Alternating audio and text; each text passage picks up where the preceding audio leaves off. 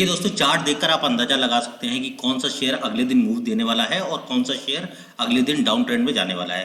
दोस्तों, चार्ट बहुत ही इंपॉर्टेंट होते हैं मार्केट के लिए। अगर आप स्टॉक मार्केट में निवेश करते हैं या ट्रेडिंग करते हैं तो आपको चार्ट की प्रैक्टिस होनी ही चाहिए। दोस्तों, अगर आप इस चैनल पर नया हैं तो इस चैनल को सब्सक्राइब कर लीजिए और साथ में बेल आइकन प्रेस कर दीजिए ताकि आपको नोटिफिकेशन मिलते रहे और आप चार्ट के एनालिसिस देख सकें और समझ सकें।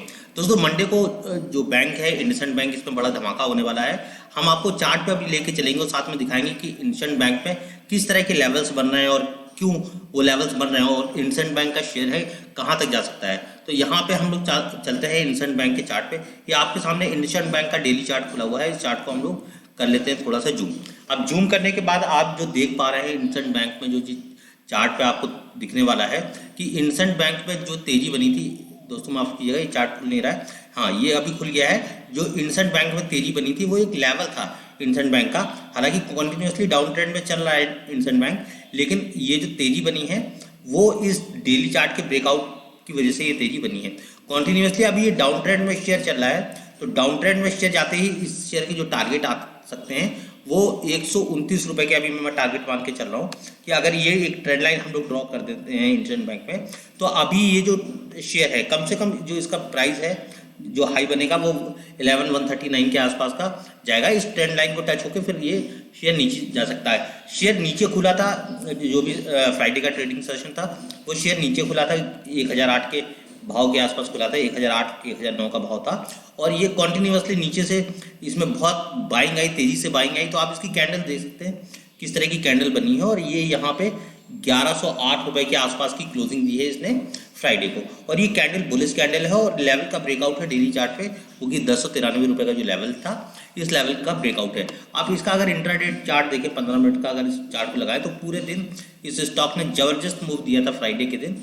और जबरदस्त मूव देने के बाद इसने कई सारे लेवल ब्रेक किए। पहला जो लेवल ब्रेक इसने किया था 1070 रुपए का लेवल ब्रेक किया था। दूसरा जो लेवल इसने ब्रेक किया वो 1091 रुपए का लेवल ब्रेक किया और लास्ट इसने ग्रीन कैंडल बना दी थी, रेड कैंडल बना दी थी 1104 रुपए के आसपास का।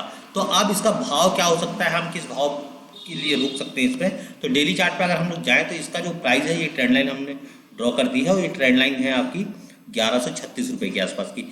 ये जो 1136 रुपए के आसपास का जो टारगेट है, इस टारगेट तक हम लोग इस शेयर में वेट करेंगे और साथ में इसको होल्ड करेंगे। अगर हमें कहीं स्टॉप लॉस या फिर कहीं निकलने का मौका मिलता है, कोई एक रेड कैंडल बनती है या फिर किसी 50 ये जो एक नीचे से हम लोग भी एक यहाँ पर ट्रेंड लाइन खींच सकते हैं इस शेयर में। अगर एक ट्रेंड लाइन हमें नीचे से ड्रॉ करनी हो तो एक नीचे से ये अप ट्रेंड डेवलप हुआ है, तो ये सिमेट्रिकल ट्रायंगल जैसा ये पैटर्न आपको दिखाई दे रहा है कि ये सिमेट्रिकल ट्रायंगल जैसा पैटर्न बन रहा है। अगर ये इस पैटर्न को क्रॉस करता है तो हमें दूसरे नए टारगेट मिलेंगे जो कि 1180 रुपए के टारगेट होंगे और बाकी 2200 1200 1250 रुपए के दूसरे टारगेट हमें मिल सकते हैं इस बैंक के शेयर में। लेकिन अभी जो तेजी हमें देखने को मिल रही है वो हमारे छोटे शॉर्ट टर्म टारगेट हम इसमें ले सकते हैं जो कि 1130 रुपए के आसपास का टारगेट होगा।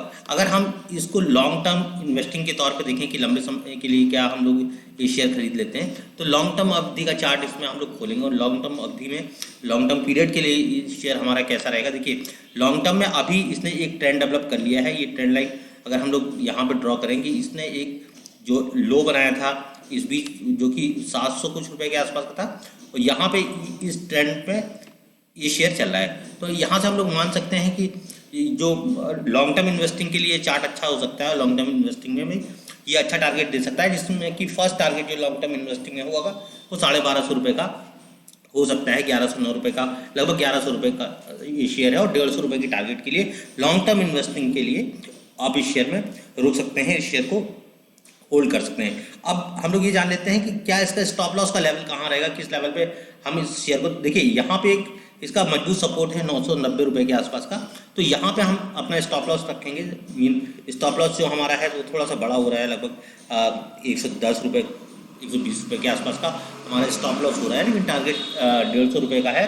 तो जो हमारा रिस्क रिवॉर्ड है 1:1 के आसपास का है। अगर आप इस शेयर फेल होता है तो 1:1 के रिस्क रिवॉर्ड के साथ आप इस शेयर से एग्जिट कर जाएंगे। लेकिन चूंकि ये कंपनी अच्छी है, अभी इस कंपनी में थोड़ा सा इंक्रीज वॉल्यूम दिख रहा है, तो आप समझ सकते हैं कि कंपनी में जब इस तरह की वॉल्यूम आए, उस तरह की बुक ऑर्डर्स आए, तो फिर ये शेयर एक अच्छी परफॉर्मेंस देने वाला है। तो इसमें हम लोग लॉन्ग टर्म इन्वेस्टिंग में ये उम्मीद करते हैं कि हम लोग ये 1109 रुपये पे खरीद के और इसको 12.5 रुपये तक होल्ड कर सकते हैं। अगर ये वीडियो एनालिसिस आपको अच्छी लगी हो इंडसइंड बैंक की, तो आप इस चैनल को जरूर से सब्सक्राइब कर लीजिए, साथ में अपने दोस्तों के साथ, मित्रों के साथ इस चैनल को शेयर कर दीजिए, लिंक शेयर कर दीजिए, ताकि वो भी शेयर खरीद के इसका बेनिफिट ले सके और हमारे दोस्त भी इस चैनल को देख के पैसा कमा सके। बहुत बहुत धन्यवाद।